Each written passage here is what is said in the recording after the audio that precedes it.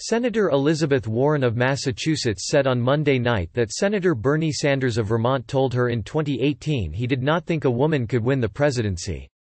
Ms. Warren's description of the comment, from a private one-on-one meeting, represents a remarkable salvo at her leading Liberal rival in the 2020 race just 3 weeks before the Iowa caucuses. Mr. Sanders vehemently denied making the remark earlier on Monday and accused the Warren campaign staff of lying about it, in a statement intended to refute a news report by CNN that relied on anonymous sources. The New York Times and other outlets confirmed the CNN report on Monday afternoon, while the Warren campaign initially declined to comment. With the two Democrats set to face off Tuesday night in their next televised debate, they now find themselves in the most tense standoff of the Democratic nomination fight, Mr. Sanders insisting he did not make the explosive remark, which risks alienating many Democrats, and Ms. Warren saying on the record that he did make the comment. Ms. Warren, in a statement on Monday night, said that Mr. Sanders made the remark at a 2-hour meeting in December 2018 where they discussed the 2020 election and our past work together and our shared goals, in particular defeating President Trump. Among the topics that came up was what would happen if Democrats nominated a female candidate. I thought a woman could win. He disagreed, she said. I have no interest in discussing this private meeting any further because Bernie and I have far more in common than our differences on punditry. She added that she and Mr. Sanders were friends and allies and said she believed they would continue to work together to beat Mr. Trump.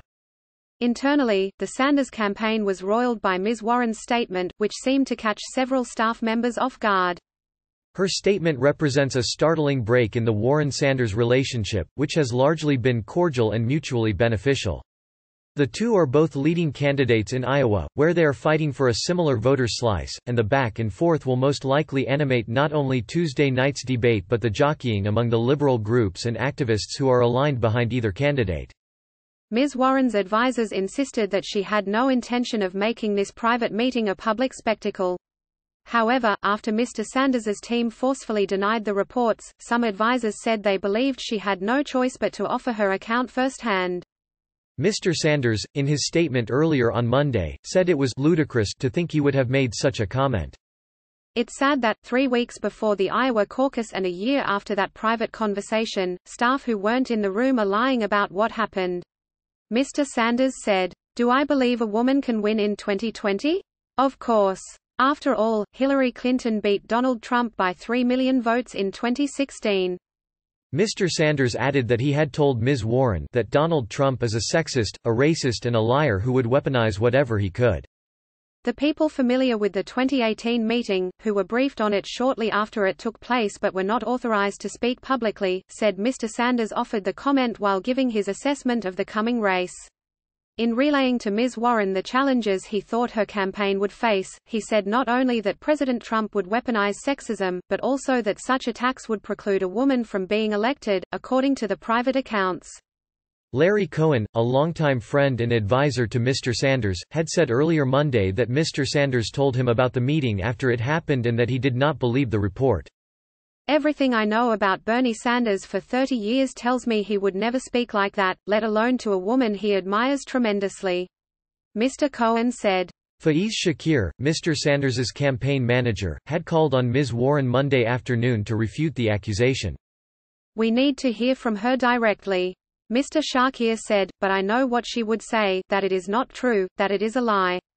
The existence of the meeting has been public since shortly after it happened in December 2018. The New York Times reported shortly after the meeting took place that Ms. Warren had sought it as a courtesy, and that neither party had tried to gain the other's support or discourage the other from running. But the two senators were the only people in the room, and all reports of what was said had been secondhand. Asked last March whether Mr. Sanders had urged her not to run, Ms. Warren said, "Bernie and I had a private dinner, and my view is that dinner stays private." The full political impact of the controversy could hinge on what happens during Tuesday's debate in Des Moines. Up to this point, Ms. Warren and Mr. Sanders have focused their attacks on more moderate rivals, a consequence of their friendship and a desire to not damage the party's left wing. However, tensions between the two campaigns, and among their most fervent supporters, have increased in recent days. One well-respected poll from the Des Moines Register and CNN placed Mr. Sanders and Ms. Warren as the top two candidates in Iowa, with Mr. Sanders leading the pack. Beyond how the candidates grapple with the issue is the matter of how exactly it's perceived, as a sexist jibe by a candidate whose 2016 campaign faced complaints from female staff members, an 11th-hour smear by a candidate who has lost ground, or some combination of both. Over the weekend, Politico reported on a script distributed to volunteers for the Sanders campaign that suggested telling backers of Ms. Warren to support Mr. Sanders instead. The people who support her are highly educated, more affluent people who are going to show up and vote Democratic no matter what, the script said. She's bringing no new bases into the Democratic Party. Responding to the leaked script, Ms. Warren said that Mr. Sanders had been sending his volunteers out to trash me. She urged against repeating the factionalism seen among Democrats during the 2016 primary, in which Mr. Sanders faced off against Mrs. Clinton. "We can't have a repeat of that," she said.